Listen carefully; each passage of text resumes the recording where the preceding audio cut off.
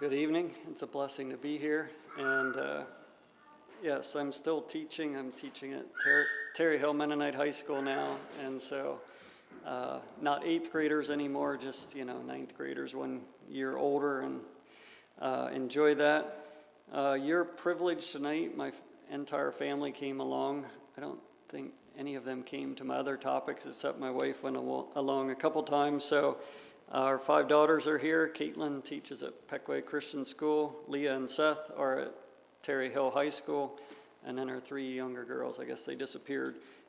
They're making friends downstairs, and they go to Shalom to school. So happy to be here. And for 20 years, I could say I was a deacon at Faith Mennonite Fellowship. And someone asked me tonight when I walked in, where are you from? And I said Faith, and then it only hit me, no, I'm not from there anymore. So Cross Point is the newest Keystone Church. I believe we started in Wyomissing back in August, and are very delighted to be meeting there. Had a building come up that was very suitable for us, and we're able to purchase it. And so very happy to be part of the outreach there at Cross Point. If you've ever been to Berkshire Mall, it's basically straight across the highway from there.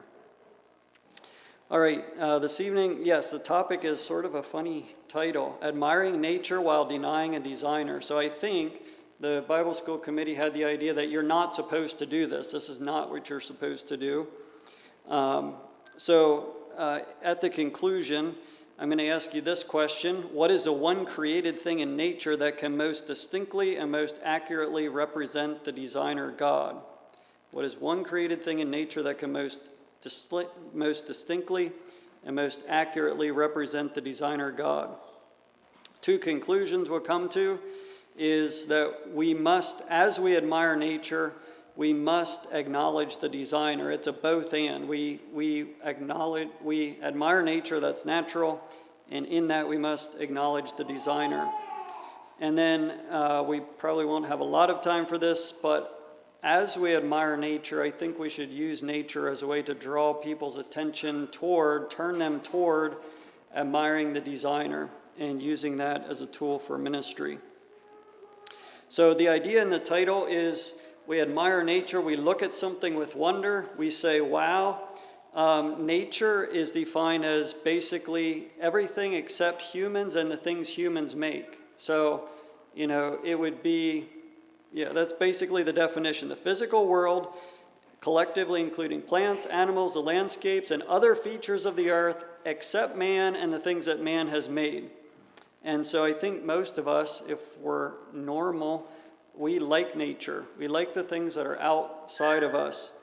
And then a designer, I think we have the idea there, the idea that this world has design built into it. And when a person looks at something, when a person looks at a designed thing, what are some questions that they naturally ask? Who designed it? Why was it designed? Maybe say, what's its purpose? How does it work if it's not evident what the thing is supposed to do? And so we begin to look at these things with curiosity and break it down until we usually find design. So there's a whole argument out there. The intelligent design movement talks about design inference. They say when you see a designed thing, you make an inference to design. You say, I see design, therefore there has to be a designer. Some of the examples that they use, if you are in dry, sandy Egypt, you're walking across the desert, you see this thing that stands up and it looks like a pyramid, and you say, oh, that's a pyramid. Your first inclination is not to look around and say, well, it looks like the same stuff that's lying around on the dirt here everywhere around me. It must have just blown up there into that structure, and it's just random natural forces created that. That's not natural to think that way. You stop and you pause and you look at that and you say, no, that was a designed thing. I wonder why it's there. I wonder how it's there. Who built it? How old is it? And we ask all of these things about the design of it. Or if you're driving across South Dakota and you're driving across a flat part and there are these rock outcroppings as you drive and there's nothing but rock outcroppings, and another one. And then you come to one that has George Washington, Thomas Jefferson, Abraham Lincoln, and Theodore Roosevelt on the face of that rock outcropping. Your first inclination is to say, oh, that's Mount Rushmore. Okay? Your first inclination is not to say, oh, that's neat. That one has a different design than the other 100 that we just passed. Okay? So when we see design, we know it. It like clicks with us. If you would stand at Mount Rushmore and argue for the validity of random natural forces creating that face of that mountain as you see it, you'd probably be written off as crazy. People would not listen to you. It's obvious. It's a design thing. And so, therefore, there had to be a designer. His name was Gutzon Borglum, and about 400 workers. He dedicated, I think it was like 10 or 12 years of his life and his workers there to design that thing. And so, the intelligent design movement tells us there's two things that are needed to make what they call a design inference. To see something and say, oh, there must be a designer. So the first thing they say is it has to be improbable. So random natural forces cannot account for it. So Mount Rushmore, random natural forces can't account for it. Pyramids, random natural forces can't account for it. It demonstrates that something is working against the second law of thermodynamics. Now, does anyone remember what the second law of thermodynamics is? It can be summed up in one word. The one word is, oh, someone was going to say it. Yeah, everything breaks down. Everything tends toward disorder. The scientific word is entropy. The amount of usable energy in the universe is getting to be less and less. The idea is, entropy, the concept of disorder. So when you see a design thing, you say, okay, there had to be energy expended here to work against that. Okay, it's not probable that that would be there, except some energy was expended. Something's working against random natural causes to make that happen. Some of you left home and came here tonight, and you're going to have to go home and you're going to have to expend some energy because entropy was at play before you left. Okay, and so there's things thrown here and thrown there, and it's going to take some energy to put it back together again. Okay, so improbability. And the second thing is specification. When you see a design thing, you say, oh, that matches something else that I know about, or it looks like something else that I've seen before. And so if you see a pyramid, you say, well, it looks like some kind of structure. Maybe it looks like, well, maybe you've seen pictures. To you, it looks like some sort of man-made structure. You can make that connection in your mind. Or if you see Mount Rushmore, you can even tell which faces of which presidents are carved in those rocks, and you say, oh, I've seen those faces before. You might have saw them in a picture, and now you see them carved in the rock here. And so it needs to be improbable, and it needs to match something that sort of clicks with you. So this intelligent design movement gives us lots of good arguments. They're the way they talk about things, their scientific evidences are really good. The problem is that they very, not necessarily emphatically, but they keep God out of the picture. They do not use Scripture at all, and they very intentionally sideline any particular religion. It's science saying that there has to be be a designer, and it's the intelligent design movement, but they're extremely intentional about not naming the designer. I'm guessing it's probably so they themselves can get along, because they probably would name different gods as the designer. So, I think it is natural to see design things. We ask, who is the designer? Why did he design it? And what is communicated in the design? The unfortunate thing is that the foundation of science is still built on the concept of chemical evolution.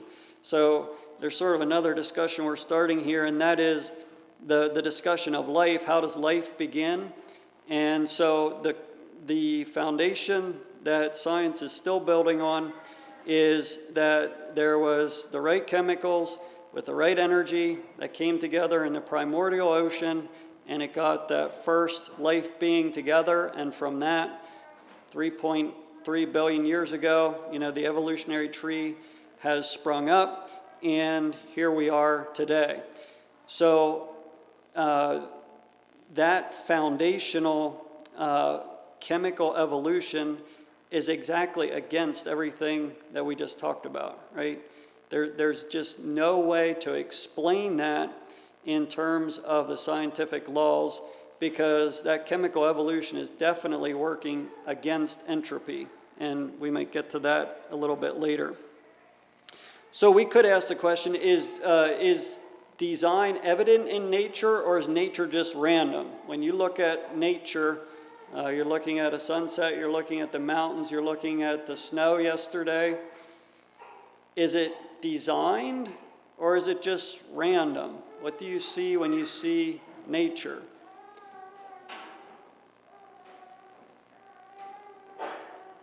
I think when I look at nature, I see design, I see order, I see beauty. And then the second question would be, should we make the same inferences to design for natural things as we do for man-made things? So you see, the examples I gave were man-made things. So there's something that clicks with us when we see a man-made thing. We can quickly make that inference to design. Should we make that same logic jump when we see a God-made thing? Is it okay to make that jump? I think it is, because I think it resonates with us, who we are as people, made in the image of God. And so we are wired to look for that order and design. And when we see it, it clicks with us as being designed. So I have a suggestion here, and that suggestion is that mankind studies nature with an inborn sense that they will find design, because we live in a world ruled by order and design. So whether you like it or not, people are born into a world that has order and design built into it. You can't get away from it. It's impossible to get away from it. So we have a world that's ruled by day and by night. There's seasons of the year. There's gravity. There's air pressure. There's water pressure. There's all of these things that are just, they work just because that is the way it is. It's the laws of nature. And so as we live in a world that's ruled by design, I think that just wires us to look for design. And so in the modern age of microscopes and imaging, we've sort of got obsessed with breaking things down into smaller pieces until we find design. For example, so this is soil sifters, and pulled them out of my cabinet at school, and they just have a big screen in the top, and then the next one, they're always hard to get apart, smaller screen and a smaller screen, and then in the very bottom are the particles that came through the very smallest screen. There's still some there. And so we would label these, bigger than sand. So it's gravel and sand in these two compartments, silt in here, and then there's clay down here, and then you figure out what percentage is in each of them. You put a hunk of dirt in the top here, and you shake that thing around, okay, and you figure out what percent is in each of these, and then you do the soil triangle thing, and you figure out if you have loamy clay or clay loam or sandy loam or loamy sand, and all these fine distinctions on the soil triangle, and you say, well, big deal, what does that matter? Well, clay particles down here, the very smallest, that dirt doesn't seem like much. Okay, what's in dirt? Is there any design in dirt? Well, as we break it down, we get to these really small clay particles, and if you play with them with a little metal anything under a microscope, you'll see them dancing around, because clay particles tend to take on a net negative charge, and your soil nutrients are generally what charge? Positive charge. We don't have any farmers here. Or they're farmers that don't know what's actually happening out there in the field. So why does we put a formless hunk of dirt in the top here, and we started breaking this down, and we figure out that we have these clay particles, because of their size and their composition, they take this net negative charge, and they're like this magnet that's pulling all those soil nutrients into your plant, and it increases the cation exchange capacity of your soil. And that leads to a chemistry lesson that's really, really complicated, really, really fast, and I can't really explain it to you other than there's something called cation exchange capacity, and it has to do with ammonium and ammonia taking on a positive charge. So you want to have some clay in your soil if you're a farmer. Do you want your soil to be all clay? No, it needs to have some water and air in there too. Okay, so there's design in things as formless and seemingly designless as dirt. In 400 BC, 400 years before Christ, there was a Greek named Democritus who said, all matter is made of these things that are uncuttable.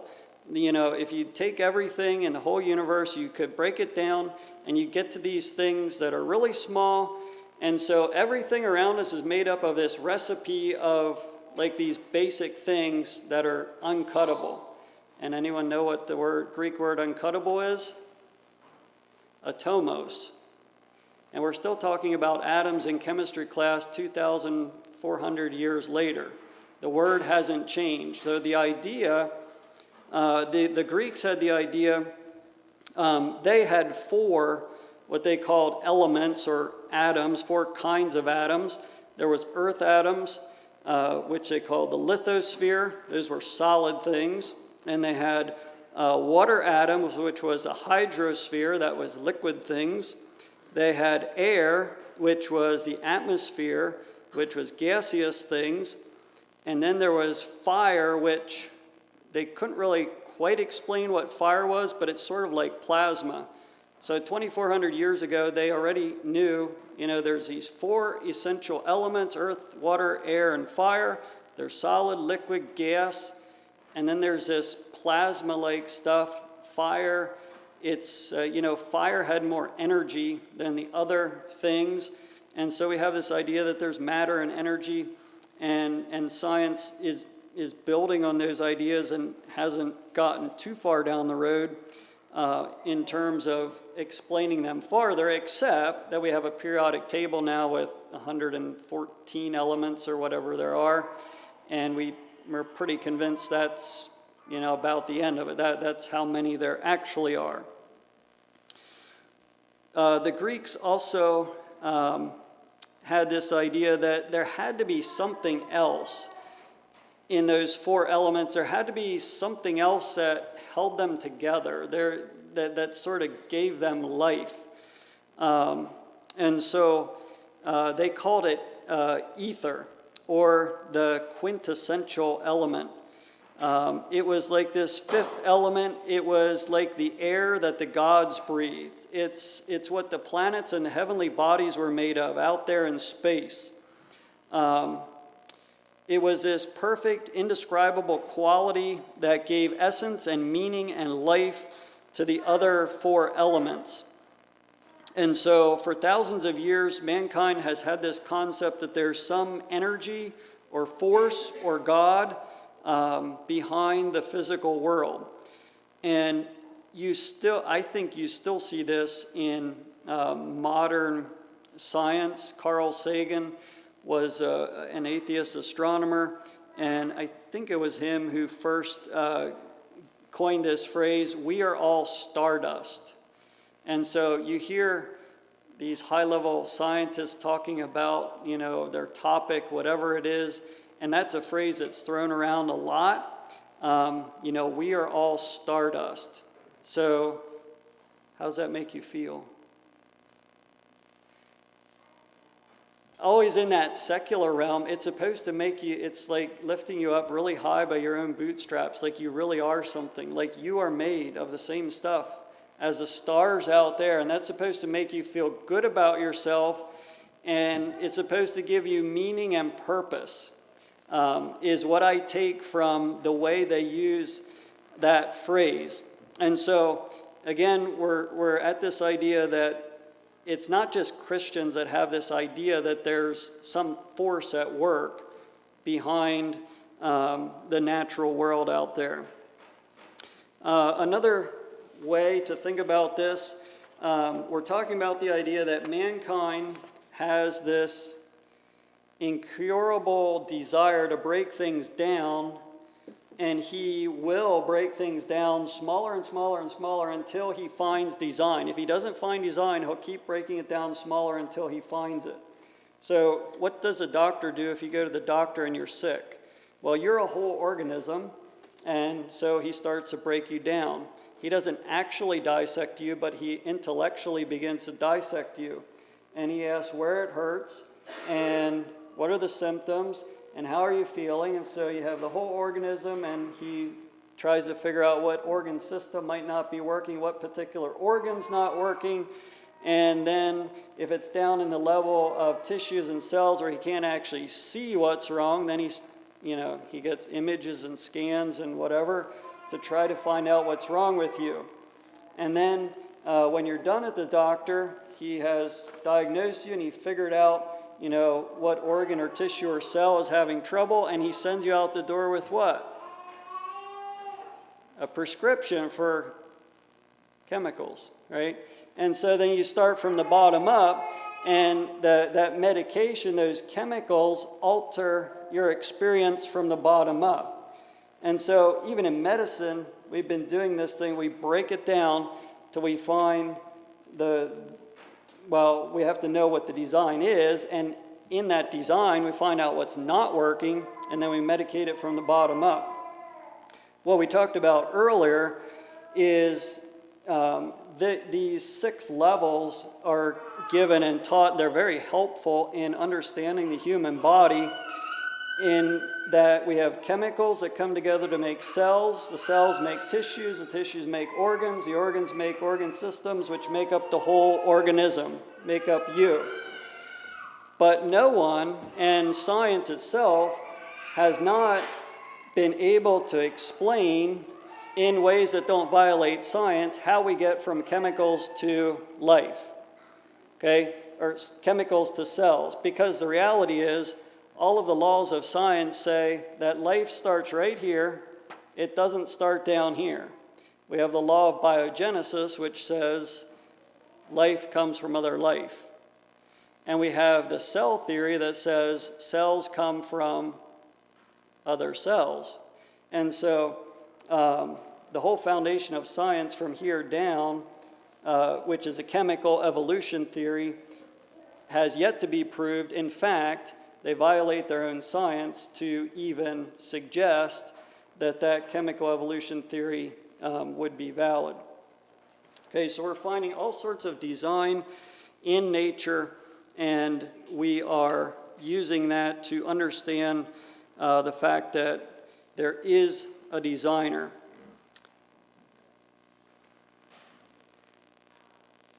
All right, the title assumes, well, maybe we should do this yet.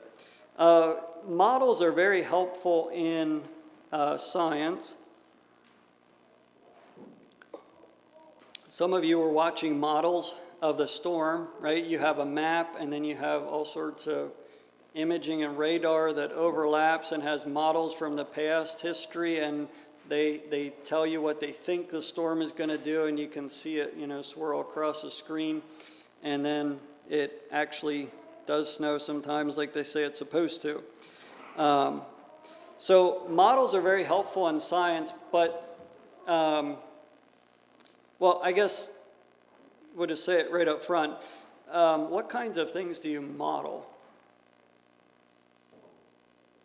Why would you make a model?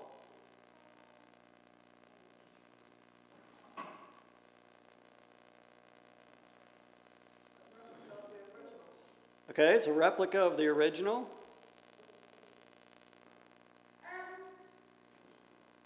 It demonstrates something else, right? You might make a model. You might make a drawing of a house, and then you build the house. You make a model of some bigger thing to represent how it works. And so there's this thing that we talk about in advanced biology. It's called the sliding filament theory of skeletal muscle contraction. And so we go into this big, long spiel about how your muscles work. So how do they work? Well, they contract, right? So they go like that, and they move. But actually, a muscle needs to be attached by a tendon to a bone, but it needs to cross a joint, right? It wouldn't do any good if your muscle was attached here and here to the same bone. Okay, it could contract all day and it wouldn't move anything. So you need a muscle attached to a bone by a tendon that crosses a joint. So those are 4 things you need for a muscle to move. But then we're obsessed with this idea that we need to break it down farther until we find design. How does the muscle itself actually move? Well, muscle is striated. You know that because if you cut your chicken the one way, it just comes right apart. And if you try to cut it the other way, it's in strands. That's what striated means. It's in strands. So you know that muscle is striated. So we look at it under a microscope, and we see that there's dark bands and light bands.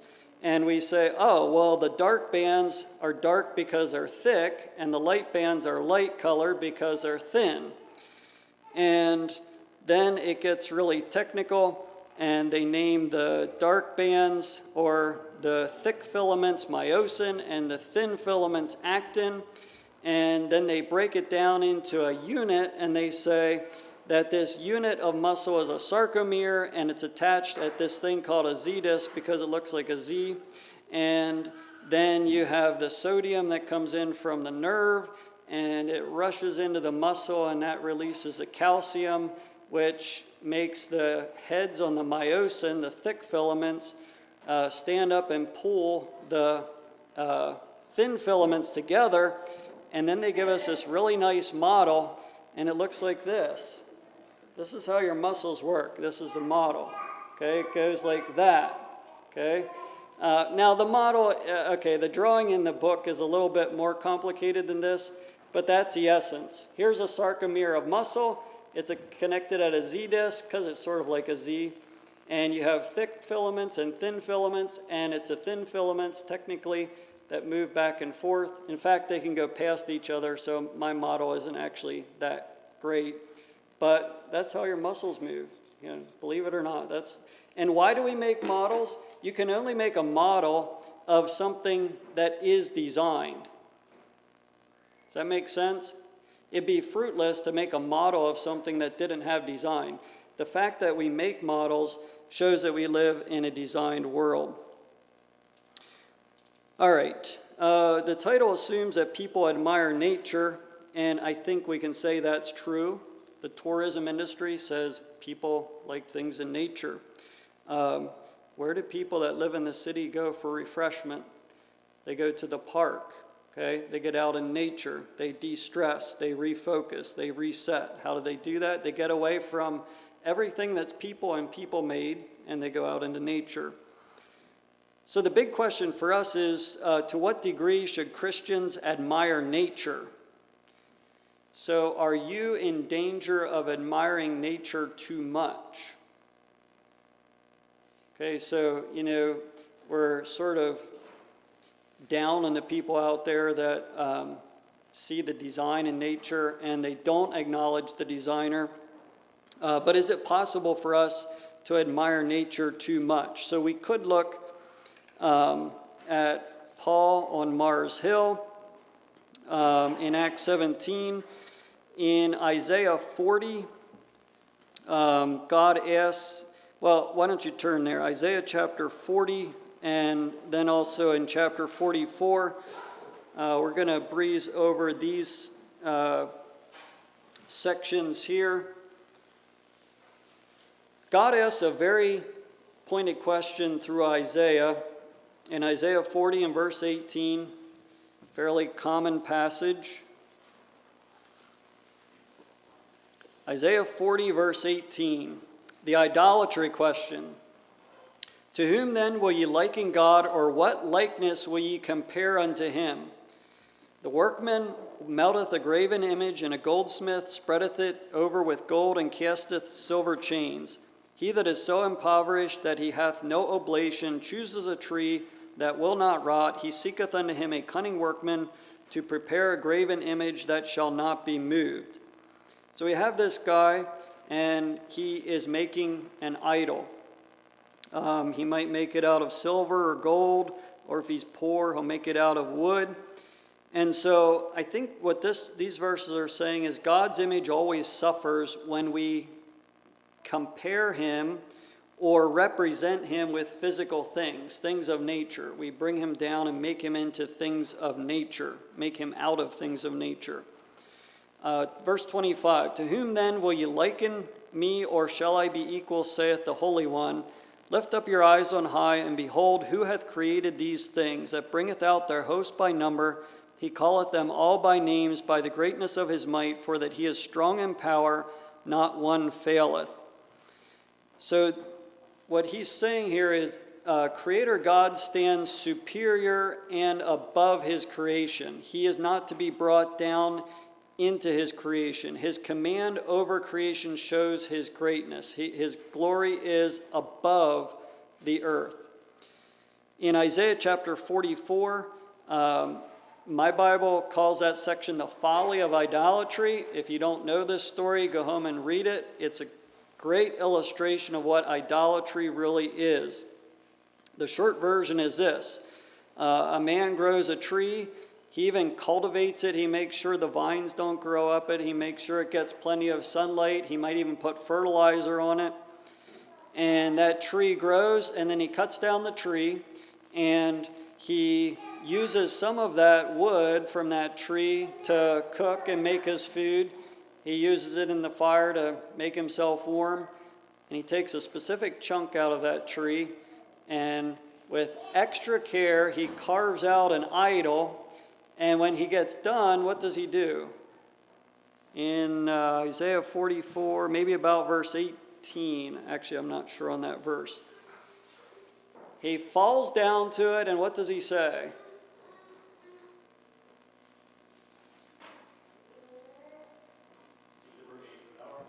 Deliver thee, for thou art my God. So here's this tree. He cultivated it. He caused it to grow. He's using some of it to cook his food. He's using some of it to warm himself. And out of that same wood that he's burning to stay warm, he makes an idol, and he falls down and says, deliver me, for thou art my God.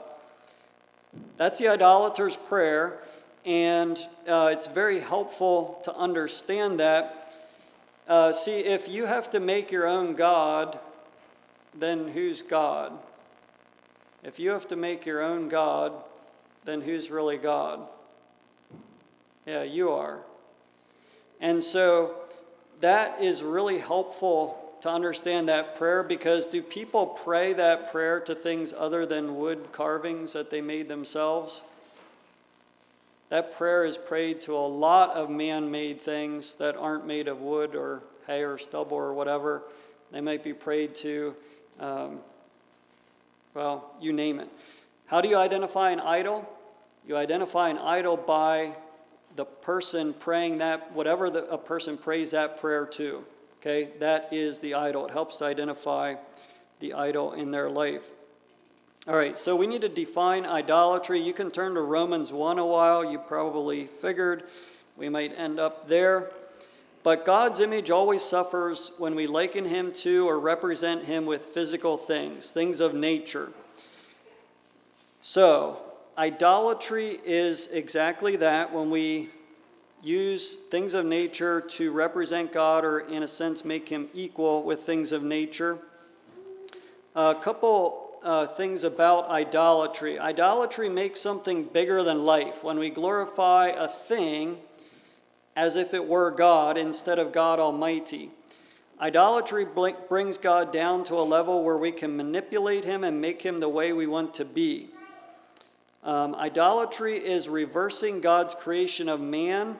You see, God made man in his image, but idolatry flips that right around, and it's man making God in man's image.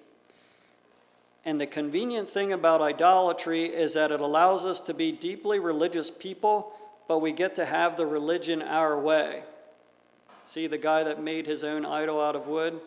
We get to make our own God, therefore we get to have our religion our way. As fat, rich, consumeristic Americans living in a sex-saturated culture, we are plagued on every side by idolatrous mindsets that will gladly help us rework God so that he fits our theology better. The essence of idolatry is not that it lifts an idol up, but that it brings God down. And so Romans 1, let's read here beginning in verse 18. Romans 1:18, for the wrath of God is revealed from heaven against all ungodliness and unrighteousness of men who hold the truth in unrighteousness, because that which may be known of God is manifest in them, for God hath showed it unto them.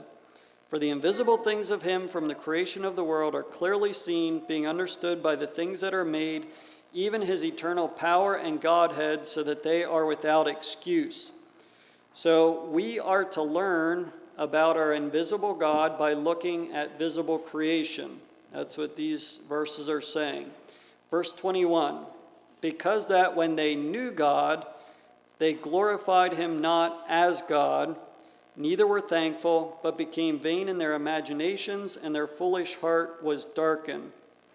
So this verse is saying, knowing God is not enough. Knowledge of God requires, it puts an obligation on us to glorify him and be thankful. If we refuse to glorify him and be thankful, then it says our foolish hearts will be darkened. And then verse 22, we profess ourselves to be wise when we're actually fools. We change the glory of the uncorruptible God into an image made like to corruptible man and birds and four-footed beasts and creeping things. In other words, we take things of nature and we make them out to be as if they were God.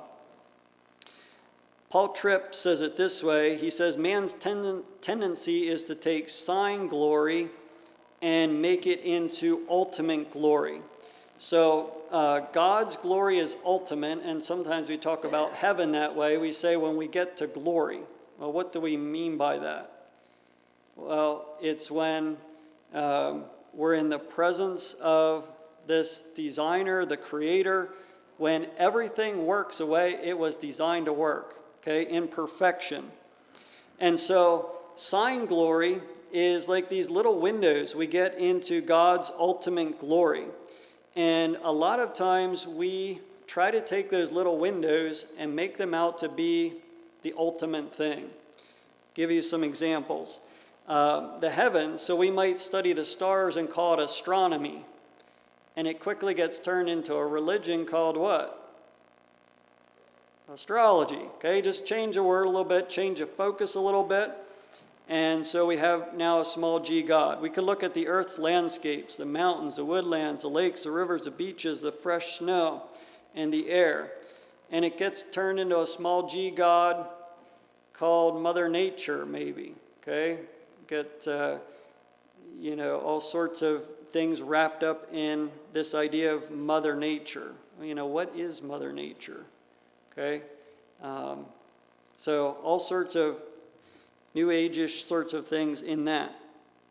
And then the creatures, the animals, wildlife watching, wildlife photography, fishing, hunting, can get turned into small g gods as an obsession that competes with other things, with true worship, with Christian responsibility. Or people who are image bearers of God. We have man-made stuff. We have cities, architecture, art, fashion, culture, social networking, marriage and sexuality. And that can very quickly get turned into people worship, where we take the thing of nature and it's a little window into God's glory, and we make it out to be as if it were the ultimate glory. So all of these things point us towards God's glory, but they are not the same as God's glory.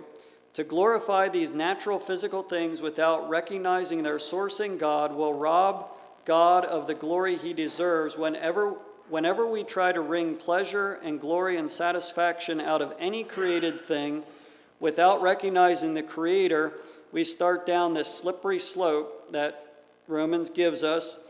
We're left down and we're unfulfilled, and then we begin to deny God and his glory, and then we're set up for the bait and switch that the devil does, where we glorify the created thing over the Creator. The devil feeds us all of these wonderful things and says, this is it. This is ultimate glory. It's the bait and switch. And then we become addicted to that natural thing, and we begin to worship that natural thing, and the devil has us. We take that natural thing as if it were ultimate glory. Verses 24 to 27 goes on to describe that downward spiral of sin, and it ends up in verse 26, for this cause God gave them up to vile affections, for even their women did change the natural use into that which is against nature, and likewise also the men, leaving the natural use of the woman, burn in their lust one toward another, men with men, working that which is unseemly, and receiving in themselves that recompense of their error, which was meat. And so sexual perversion, or we could call it sexual idolatry, is the most evident or most clear example of sign glory that gets turned into ultimate glory. So we could ask the question, what is the porn addict really doing? He's worshiping bodies that don't belong to him or her. He's giving glory to a created thing instead of the Creator. He's feeding on sign glory that is not aligned with ultimate glory because it is outside of God's boundaries. He's not really any different than that man who carved out that idol out of wood and fell down in front of it and said, "Deliver me, for thou art my God." That's really what the porn addict is doing. All right, a few practical applications. We could talk about that for a long time. Practical applications for how to admire nature but not deny the designer. So I think if we're saying God is the designer, then we have to say of our activities, we have to ask, well, does this activity fit God's design? Because if it doesn't fit God's design, then it is not, it's not worthwhile. So, outdoor recreation. How much can you hunt, fish, ski, boat, vacation, and enjoy all of the outdoors until it's idolatry? Good. You had the same answer I did. We can move on to the next thing. No. Well, what's your motivation for doing those things? Okay, is your motivation for doing those things God's glory? Do you find satisfaction in the sign glory that you receive while you do these things? So if you're doing all these things, hunt, fish, ski, boat, vacation, when you get done with those things, you should come home and you should be very satisfied. If you've seen the sign glory, you take a trip out west and you see all that sign glory, you should come home very satisfied because it gave you a little window into God's ultimate glory. Does it leave you very satisfied, or does it leave you amped up for the next trip? Okay? So that's one indication. If it leaves you peaceful, it might be a little window. If it leaves you restless, it might be the idol.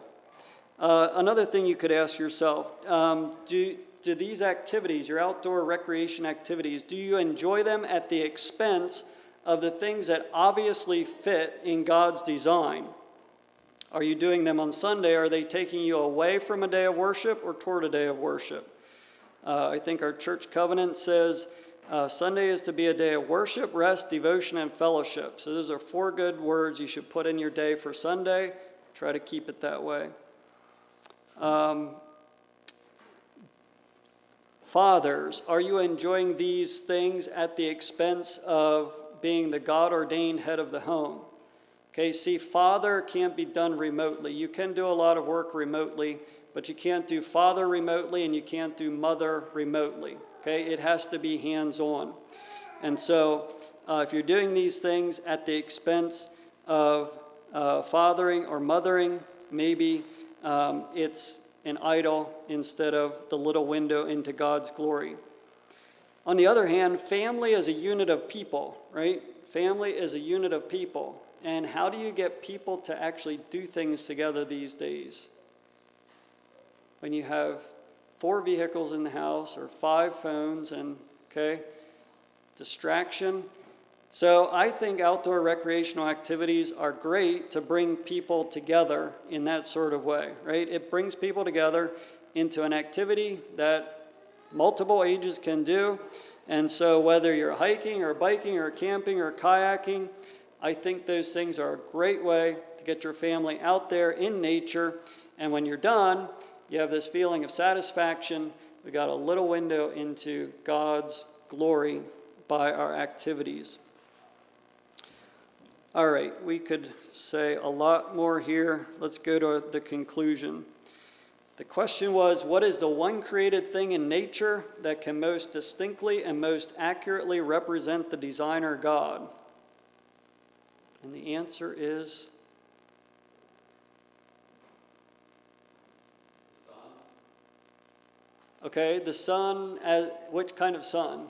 The one that goes light. Okay, S-U-N, okay.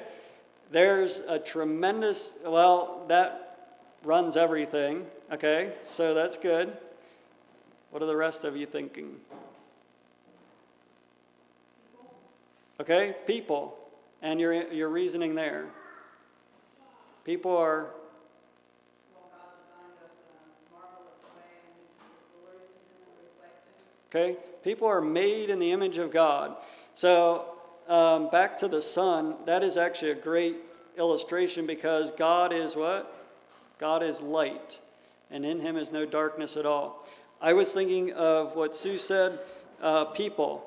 What is the one thing in nature that can most distinctly and most accurately represent the designer God? You all raise your hand because it's you. Okay? You were made in the design that God determined. You're made in His image, and you are the one who can best and most accurately represent His design for a person. Okay? And that becomes then a testimony to others around us. So we must admire nature and acknowledge the designer, and we must capitalize on that admiration of nature because other people, Christian and non-Christian, come alongside of us and they admire what we're admiring. And if they're non-Christians coming alongside of us, we should elbow them and we should say, do you see the design? Do you see what I see? This is what I see. Is that what you see? And then point them towards, be in a relationship where you can continue egging them on towards knowing the designer as you know him. All right, thank you for your attention. I'll turn it back over for a song, I believe.